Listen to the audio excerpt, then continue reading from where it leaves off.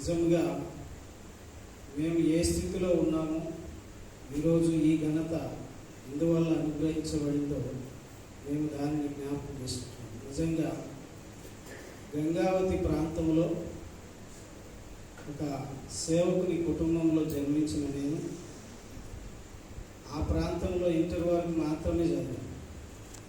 కానీ అప్పటికంటే ఇప్పుడు నిజంగా మరింత ఘనత దేవుడు ఇచ్చినాడు. దీన్ని బట్టి ఇంకా చెప్పాలంటే ఇక్కడికి వచ్చినప్పటి నుంచి 3-4 సంవత్సరాల నుంచి కూడా సంఘం ప్రతిసారి ఈ సత్కార్యం చేస్తూ ఉన్నారు.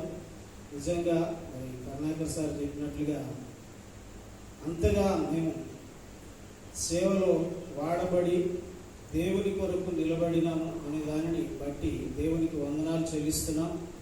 మేము దీనికి పాత్రులను కాదు, కానీ ఇది కేవలము దేవుడిచ్చిన ఘనతని దేవునికి కృతజ్ఞతాస్తుతులు చెల్లిస్తున్నాం. అదే రీతిగా ఈ సన్మాన కార్యక్రమాన్ని ఏర్పాటు చేసినందుకు సంఘమునకు, సంఘ కార్యవర్గానికి మా అందరి పక్షాన హృదయపూర్వక ధన్యవాదాలు తెలియజేస్తున్నాం.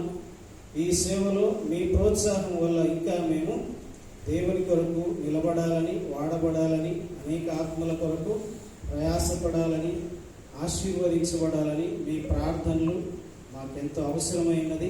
కావున మీరు ప్రార్థనలో జ్ఞాపకం ఉంచుకోవాలని కూడా మనవి చేస్తున్నాం. Thank you.